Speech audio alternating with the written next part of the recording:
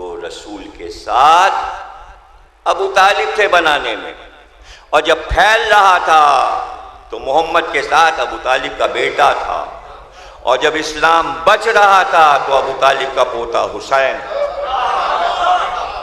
ایک ہی نسل میں باپ بیٹے اور پھیلانے میں ابو طالب، بنانے میں ابو طالب، پھیلانے میں علی، بچانے میں حسین۔ لیکن ابھی ایک جملہ باقی ہے اس میں، 3 دور، بنانے کا زمانہ بھی ایک جگہ پہ ختم ہوا، اور پھر پھیلانے کا دور شروع ہوا، اور پھیلانے کا دور بھی ایک جگہ پہ ختم ہو گیا، پھیل چکا، اب بنانے کا دور شروع ہوا۔ لیکن بنانے اور پھیلانے کے دور محدود تھے، برس میں تھے، بچانے کا دور قیامت تک کا ہے، یہ ختم ہی نہیں ہوگا، قیامت تک دین بچانا ہے۔ تو یہ نہیں ہوگا کہ بعد کربلا کوئی دوسرا دعوے دار اٹھے اب ہم بچائیں گے۔ اللہ نے کہا نہیں، بس کربلا میں حسین نے بچایا تھا اور وہی قیامت تک بچاتے رہیں گے۔ اب یہ میرا جملہ ہے کہ عزاداری کے ذریعے حسین نے ایک انتظام کر دیا، قیامت تک دین عزاداری سے بچتا رہے گا، اور اسے آپ جس طرح چاہے سمجھ لیں، چاہے وہ تبلیغی نوعے ہوں، سلام ہو، مرثیہ ہو، تحت اللفظ یا خطابت ہو، تقریریں ہوں، جہاں اہل اسلام دین کی تعبیر غلط کرتے ہیں، عزاداری حسین اس کو درست کر دیتی ہے۔ تو عزاداری کا تعلق صرف محرم سے نہیں ہے، رمضان اور عزاداری، وہ چاہے مولا علی کی عزا ہو، اس لیے کہ ہر عزاداری، ہر امام کی عزا وجود ہی نہیں رکھتی تھی، قوم میں نہیں تھی، اس دور میں منائی گئی ہوگی۔ امام حسین کی عزاداری کے بعد ہر امام کی عزا ویسی ہونے لگی جیسے حسین کی ہوتی ہے۔ پھر ہر معصوم کا تابوت اٹھے گا، پھر ہر معصوم کی شہادت کے دن مجلس ہوگی ویسے جیسے حسین کی ہوتی ہے۔ لیکن بس یہ ہے کہ امام حسین کا سویم بھی ہوتا ہے، 10واں بھی ہوتا ہے، 20واں بھی ہوتا ہے، چھمائی بھی ہوتی ہے، سب کچھ ہوتا ہے، چیلم بھی ہوتا ہے، لیکن ہر امام کا یہ رسم نہیں ہوتی۔ اور یہ رسم بھی صرف اس لیے بنائی گئی کہ زیادہ سے زیادہ حسین کی مجلسیں سننے کا موقع ملے، ورنہ یہ کوئی رسم واجب نہیں، واجب تو کچھ بھی نہیں ہے، یہ تو سب محبتوں کے سودے ہیں۔ ہر چیز میں ایک پیغام ہے، میسج ہے۔ حقیقت میں بس یہ ہے کہ گریا، اور وہ بتا دیا چوتھے امام نے کہ گریا ایسے ہوتا ہے، وہ بتا دیا حضرت زینب نے گریا ایسے ہوتا ہے۔ اور آج آپ دیکھیں کہ کربلا کے سہارے ہم مولا علی کی عزاداری کرتے ہیں، 18، 19، 20، 21 رمضان۔ اور آپ کو یہ بتا دوں، آپ آزما کے دیکھیے، ذاکرین بھی کر کے دیکھ لیں اسے، اور سامعین بھی سمجھ لیں، کسی امام کی شہادت پڑھیے، اگر آخر میں حسین کا ذکر نہیں کیا تو ایسے لگتا ہے کہ مسائل ادھورے ہوئے ہی نہیں۔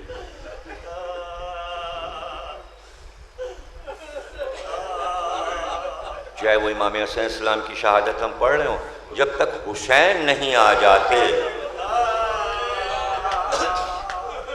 تابوت امام حسن کا اٹھ رہا ہے، گریا ہو رہا ہے، لیکن جب عباس کو جلال آیا اور تابوت پہ تیر برسے اور حسین نے بھائی کو گلے سے لگا کے کہا عباس نہیں، بھائی کی وصیت ہے، تلوار نہیں چلے گی، جنازے پہ تلوار نہیں چلے گی۔ اب آپ دیکھیے حسین آ گئے، اور مولا علی کی جب شہادت ہوئی تو اتفاق سے امام حسن تو کوفے میں تھے۔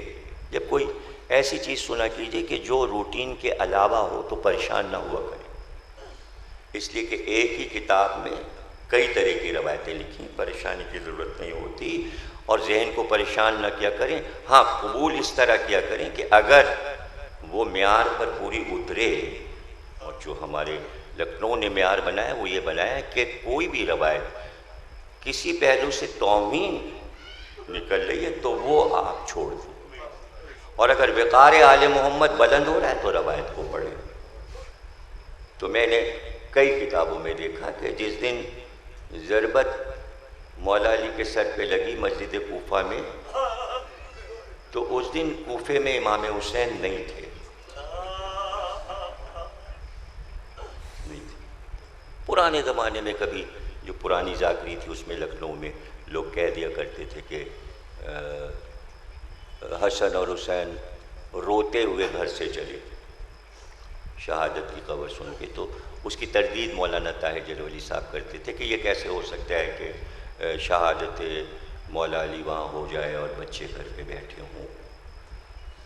تو تردید تھے طاہر جلولی صاحب. لیکن جب میں نے تحقیق کی اور میں نے کئی کتابوں میں اسے حضرت ام کلثوم پہ جو کتاب اس میں بھی میں نے لکھا، مولا علی پہ جو کتاب ہے اس میں بھی لکھا کہ جو صورتحال تھی وہ یوں تھی کہ صفین کی لڑائی دوبارہ ہونے والی تھی، اور مولا علی خطبہ دے چکے تھے کہ اب لڑائی پہ روانگی ہے.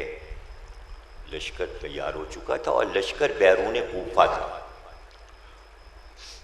اور وجوہات مولا علی کی شہادت کی اس میں ایک یہ بھی ہے کہ صفین کی لڑائی دوبارہ نہ چھڑے. اس میں ایک عنصر یہ بھی تھا مولا علی پہ حملے کا.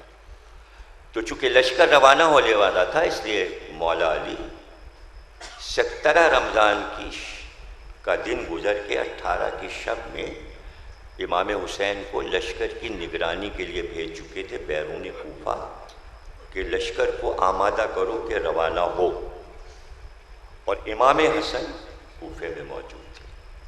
تو اس وقت مسجد میں امام حسن کیوں نہیں تھے؟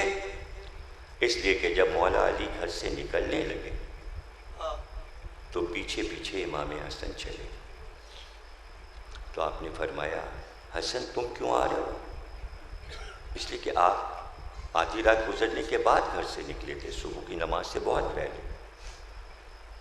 تو کہا آپ بابا اکیلے جا رہے ہیں اور کوفے کے حالات آج کل ایسے ہیں کہ ہم سب نے یہ طے کیا ہے کہ آپ کو تحفظ دیا جائے اور کوئی نہ کوئی ساتھ رہے.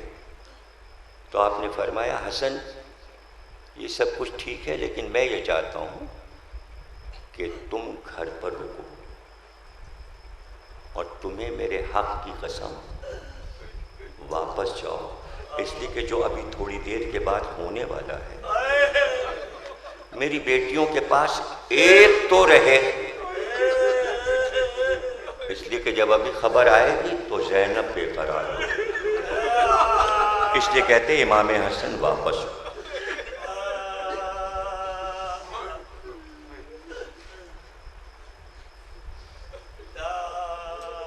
ابن حذیفہ کہتے ہیں کہ محمد حنفیہ نے اعلان کیا تھا تمام سپاہیوں میں کہ مولا علی کے گھر کے اطراف میں سب تلواریں لگا کے موجود رہیں. تو آدھی رات کو تلواروں کی اسلحے کی جھنکار کی جب آواز آئی تو مولا نے گھر کا دروازہ کھولا اور پوچھا کون ہے. یہ بھی ذہن میں رکھیے گا کہ 19 کی شب میں کوفے میں بادل چھائے تھے اور اندھیرا تھا، روشنی نہیں تھی، کالے بادل چھائے تھے اور تھوڑی تھوڑی دیر کے بعد بارش ہونے لگتی تھی، ترشح ہونے لگتا تھا. تو ظاہر اندھیری رات تھی. مولا نے دروازہ کھول کے پوچھا کون ہے. آواز آئی بابا میں آپ کا بیٹا محمد حنفیہ ہوں، میرے ساتھ ابن حذیفہ ہے، ہم لوگ لشکر لے کر آئے. آپ نے فرمایا لشکر کیوں آیا ہے؟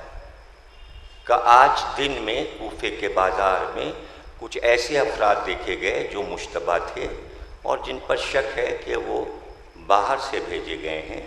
ان میں کا ایک آدمی اس لوہار کے حداد کی دکان پر اپنی تلوار پہ دھار رکھا رہا تھا. تو ہم سب نے طے کیا ہے کہ آپ کی حفاظت کی جائے اور آپ کے گھر کے اطراف لشکر موجود رہے گا. محمد حنفیہ اگر کسی کی موت آئی ہے تو کیا تم وہ روک سکتے ہو؟ اور جس کی نہیں آئی کیا اس کی موت بلا سکتے ہو؟ جاؤ مشیت پروردگار، اپنے کو ہلاکت میں نہ ڈالو، لشکر کو واپس لے جاؤ۔ ابن حذیفہ کہتا ہے کہ میں گھر واپس آ گیا مولا کا حکم سن کر، چونکہ دن بھر کا تھکا ہوا تھا اور اطراف کوفہ میں گشت پر تھا، تو جب میں دیوار سے ٹیک لگا کے بیٹھا تو ایک دم مجھے نیند آ گئی، اور ہتھیار میں نے نہیں کھولے تھے، تلوار نہیں اتاری تھی، زرہ نہیں اتاری تھی کہ میری آنکھ لگ گئی، لیکن تھوڑی دیر کے بعد ایسا لگا کہ کوئی مجھے جھنجھوڑ رہا، تو وہ میری زوجہ میرے شانے کو ہلا کے کہہ رہی تھی حذیفہ تیری نیند پر خاک ہو، کیا سوتا ہے؟ مسجد کوفہ سے گریہ اور ماتم کی آوازیں آ رہی، ذرا جا کے دیکھ کیا ہوا، اور لوگ مولا کا نام لے لے کے گریہ کر رہے۔ حذیفہ کہتا ہے میں بھاگتا ہوا چلا، تو جب آپ زیارت کریں گے آپ دیکھیں گے کہ مسجد کوفہ اور میثم تمار کے روضے کے بیچ میں ایک میدان ہے، اب کا نہیں پتہ، میں 2003 کی بتا رہا ہوں کہ بہت بڑا میدان تھا۔ تو حذیفہ کا گھر مسجد کوفہ سے اس میدان کے پار تھا۔ جب وہ تلوار پکڑ کے ابن حذیفہ باہر آیا اور اندھیری رات تو دوڑتا ہوا چلا، تو اب وہ بیان کرتا ہے کہ میں نے دیکھا کہ سامنے سے ایک شخص بھاگتا ہوا آ رہا ہے، تو میں نے اس کو روکا، میں نے کہا شیخ بتا تو صحیح کیا مسجد کی طرف سے آتا ہے، وہاں کیا ہوا ہے؟ تو اس نے کہا مجھے نہیں معلوم کیا ہوا۔ اتنی دیر میں تیز ہوا کا جھونکا آیا اور بجلی چمکی، تو میں نے دیکھا کہ اس کے ابا کا دامن ہٹا اور تلوار سے تازہ خون کے قطرے ٹپکے۔ میں نے دوڑ کر اس کی گردن میں اپنے دونوں ہاتھ ڈال کر اس کو گرایا۔ اتنی دیر میں بہت سے لوگ بھاگتے ہوئے جو پیچھے اس کے آ رہے تھے انہوں نے وہاں سے پکارا ابن حذیفہ یہی ہے قاتل، چھوڑنا نہیں۔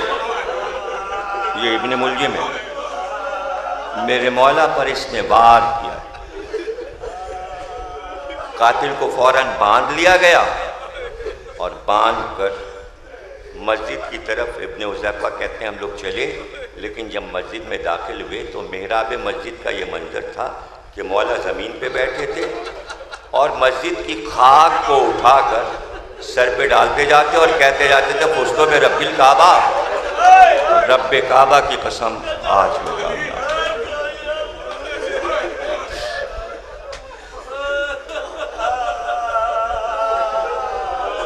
اب یہاں پہ روایت بتاتی کہ امام حسن علیہ السلام تشریف لائے اور آپ نے فرمایا کہ تم نماز پڑھاؤ، میں اسی جگہ بیٹھے بیٹھے نماز پڑھتا ہوں۔ اب یہاں سے بعض وہ روایتیں ہیں جو کتابوں میں نہیں ملتی، لیکن مرزا دبیر نے اسے نظم کیا اور آیت اللہ غلام حسنین کنتوری نے اپنے مقتل میں مرزا دبیر کے حوالے سے لکھا ہے نثر بنا کے کہ یہ روایت بھی ہے اور اسے تسلیم کیا جا سکتا ہے کہ آپ نے فرمایا ایک گلیم لاؤ۔ گلیم کا ذکر علامہ مجلسی نے بھی کیا ہے بہار میں، کمبل، گلیم یعنی کمبل لاؤ، کمبل لایا گیا۔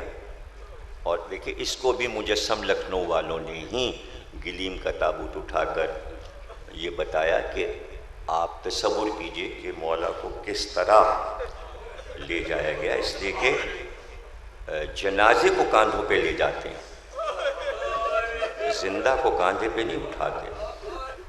تو اسٹیچر کا تصور جو کہ مریض کو لے جانے کا طریقہ ہے آج نئی سائنس میں، ڈاکٹری میں، مولا نے وہ چیز ایجاد کرائی۔ کمبل لاؤ اور بیٹوں سے کہا کونے پکڑ لو اور مجھے اس کمبل پہ لٹا دو اور مجھے اس طرح لے کر چلو۔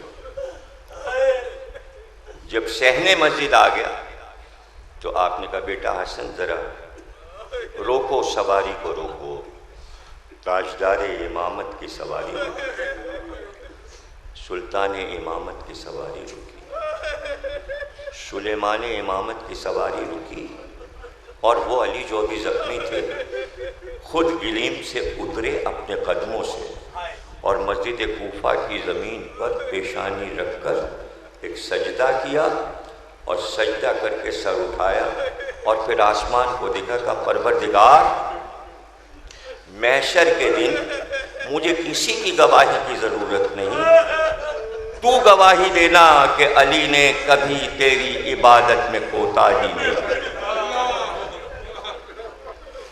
اور اللہ کے گھر میں یہ علی کا آخری سجدہ، اور پھر کہا مجھے اٹھاؤ، اور جب گلیم کو اٹھایا تو اس وقت افق سے آفتاب ابھر رہا، تو آپ نے سورج کو مخاطب کیا، اے آفتاب تو گواہ ہے، جب بھی تو نکلا ہے تو نے کبھی اس وقت علی کو سوتا ہوا نہیں پایا، ہمیشہ محراب عبادت میں پایا۔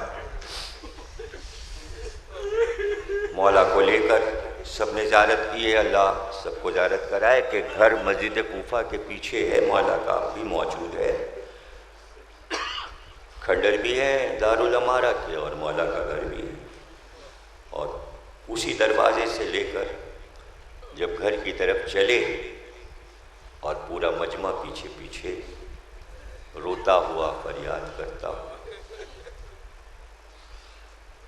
تو کہتے ہیں کہ گھر کی طرف سے بھی ایک گریا کا شور بلند، تو اس وقت آپ نے فرمایا حسن سب کو واپس کرو، اب گھر قریب آ گیا، سب کو واپس کرو، ایسا نہ ہو کہ زینب اور ام کلثوم کے رونے کی صدا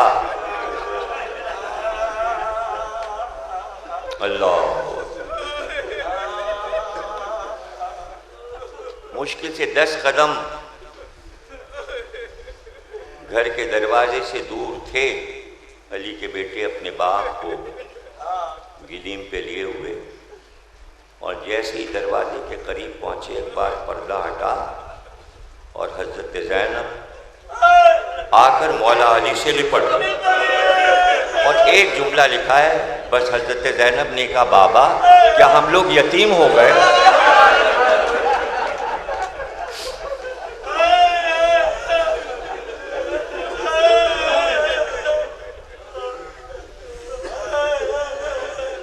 پڑھیں گے ابھی کئی مجلسیں ہیں پوری تفصیل کے گھر میں جب آ گئے بنی ہاشم تو کس طرح مولا کو بستر پہ آرام کے لیے لٹایا گیا۔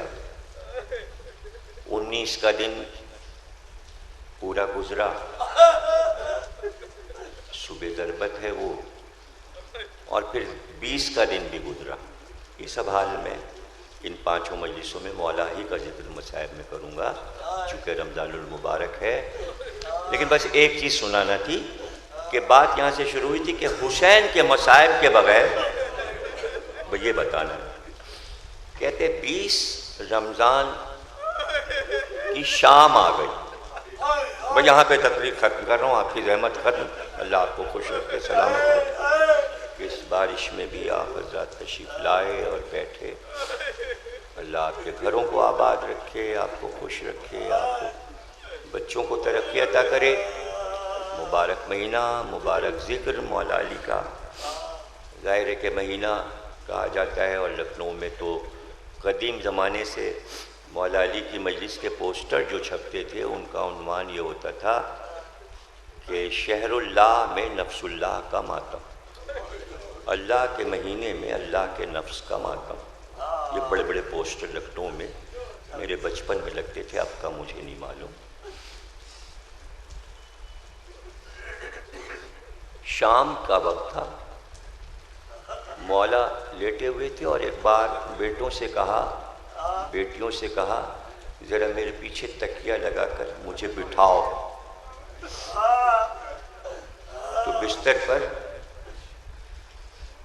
تکیہ سے آڑ لگا کر مولا کونیوں کو ٹیک کر بیٹھ گئے۔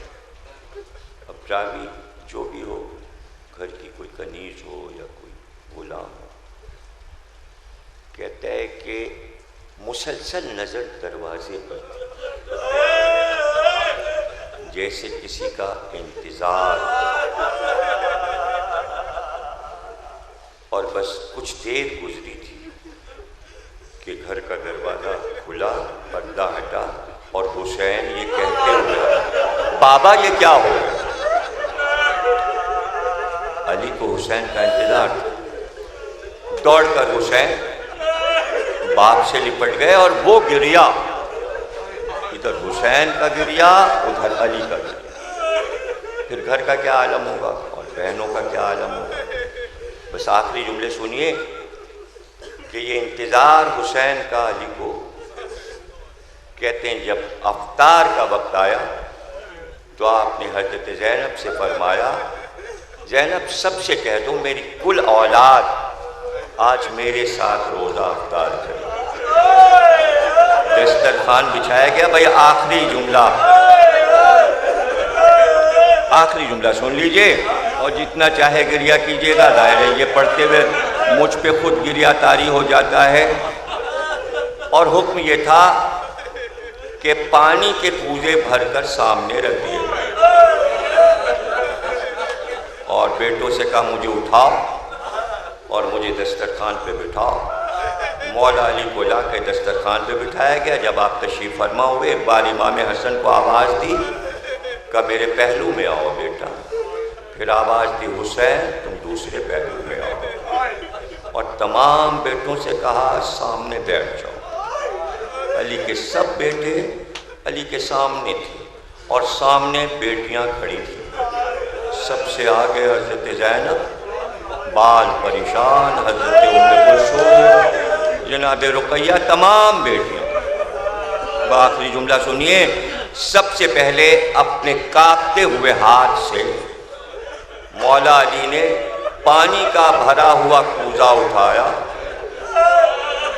سیدھے ہاتھ میں وہ آب کھورا وہ کوزہ لیا، جام آب لیا، اور دوسرا ہاتھ حسین کی گردن میں ڈال اپنے سے لپٹا لیا کہ حسین کا چہرہ علی کے چہرے سے مس ہونے لگا۔ پھر وہ ہاتھ لے کر حسین کے سامنے آئے اور پانی ہونٹوں سے لگا کے کہا کربلا کے پیاسے ایک بار علی کے ہاتھ سے پانی پی لے، تو پکار رہا ہوگا الا تش، اور کوئی تجھے پانی۔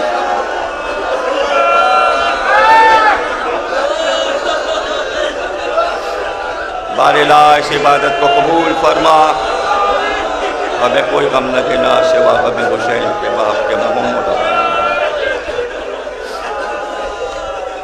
ایک سورہ فاتحہ آپ حضرت افتخار حسین کاظمی صاحب ابن سید اکبر حسین کاظمی، سورہ الحمد 3 بار، سورہ اخلاص۔